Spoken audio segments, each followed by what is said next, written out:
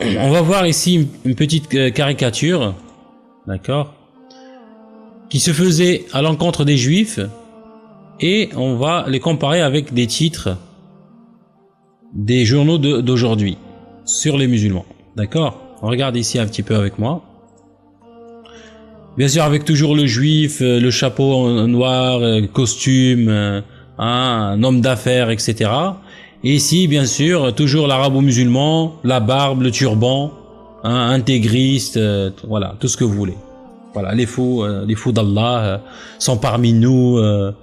C'est la même chose, regardez ici. On va lire un petit peu les titres. Et derrière, le juif. On expliquera ça après. D'accord.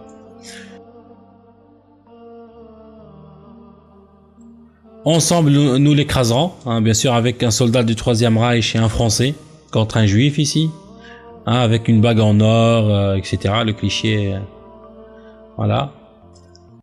En 1941, comme en 1936, le réveil du peuple. Bien sûr, toujours le réveil du peuple ici, par exemple, un Allemand contre le Juif sanguinaire. D'accord. Vous éclairera sur les agissements des réels ennemis de la France. Voilà. Et bien sûr, concernant les musulmans, c'est la même chose. Violence et islam. Voilà. Violence et islam, directement. L'islamisme va-t-il gagner? C'est devenu une guerre. La peur de l'islam. D'accord. Pourquoi elle grandit en France? C'est grâce à vous. Merci. D'accord. La tentation d'islamophobe. Enfin, la tentation islamophobe. Comment éviter les amalgames? Mais c'est l'hôpital qui se fout de la charité. Les fous d'Allah sont parmi nous, Allahu Akbar, genre des aliens. D'accord. Regardez ici, enquête sur la 5e colonne djihadiste en France. Tout ça pour faire peur aux pauvres Français, bien sûr. On va regarder maintenant d'autres images. Mais ici, c'est vraiment évocateur, c'est l'ennemi invisible. D'accord. Comment le comploteur avance masqué en embuscade dans l'ombre de la patrie. Pour détruire la patrie, il est caché. Comme ici, on le voit par exemple. Regardez ici. On ne peut pas illustrer plus clairement l'analogie entre la propagande antisémite d'hier et la propagande islamophobe de ces dernières années. On trouve dans les deux cas les mêmes schémas rhétoriques pour diaboliser et faire peur. Le juif en embuscade derrière un rideau, et la femme, pareil, voilée, postée en embuscade derrière la Marianne. Immigration ou invasion. D'accord. Ou par exemple ici, le complot. Voilà, c'est le complot juif contre l'Europe. Pareil, foulard, le complot. Comment les islamistes nous infiltrent. Subhanallah. Voilà. Ici, par exemple, vous avez une silhouette, les juifs assassins dans l'ombre, toujours, marquons-les pour les reconnaître. Pareil, la guerre contre l'ennemi invisible, terroristes, leurs nouvelles armes, forces spéciales, les soldats de l'ombre, etc.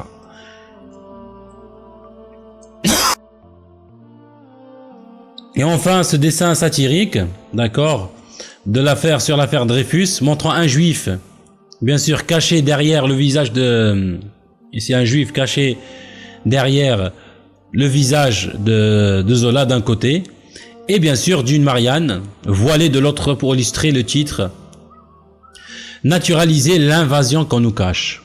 D'accord. L'invasion qu'on nous cache. Avec, dans les deux cas, bien sûr, la volonté de signifier que des usurpateurs étrangers utilisent l'identité française pour menacer la patrie. Ça veut dire détruire la France de l'intérieur.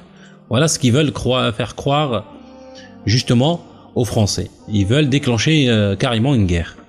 On va continuer un petit peu. Regardez cette image. Regardez, subhanallah.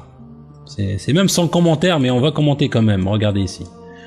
Un juif fait des pas en araignée avec les tentacules, etc. Enfin, tentacules avec ses pattes qui prend possession du monde, d'accord. Et ici aussi la même chose. Ça veut dire on a l'influence du juif comme celle de l'arabe islamiste, s'étend inexorablement, pieuvre islamiste, contagion, d'accord, voilà, c'est la pieuvre islamiste, tranquille, sans sourciller, jusqu'à prendre possession du monde et de la nation. Et bien sûr le symbole ici du drapeau qui flotte sur l'arc de triomphe. Voilà, vous voyez, c'est la même chose. Le protocole des sages de Sion, hein, pour ceux qui connaissent. La propagande. Islamiste, peut-on arrêter la contagion? Voilà, la même chose. Le grand remplacement. Les juifs qui, bien sûr, avec des... il fait peur avec des angles perçants, etc. Enfin bref. Ça veut dire... celui qui ne connaît pas l'histoire, il est condamné à la revivre. Et ici, on va prendre une suite d'images. Regardez avec moi. Ici, c'est vraiment la propagande. C'est une propagande. Ici en dessous, c'est la propagande post-attentat de Charlie Hebdo et celle du 13 novembre. Qu'est-ce qu'on observe ici? On observe un sursaut de patriotique au sein de la population française. Bien sûr, aussitôt relié par les politiques et les médias. D'accord? Ça veut dire ici les conséquences ont été notamment la réapparition massive des symboles nationaux. Le drapeau tricolore, la Marseillaise, Marianne, etc., etc. Voilà, la France, les Français, le drapeau, Marianne, la liberté, guide le peuple, hein, comme on voit ici. Et on va regarder un petit peu pour les comparer avec les anciens journaux, bien sûr, contre les juifs. Regardez ici, par exemple, la France, le juif, d'accord, fête de Jeanne d'Arc, hein, le réveil du peuple, voilà, vous éclairera sur les agissements des réels ennemis de la France. Regardez ici, par exemple, c'est vraiment la même histoire. Ça, c'est Révolution nationale, bien sûr, c'est contre les juifs ici.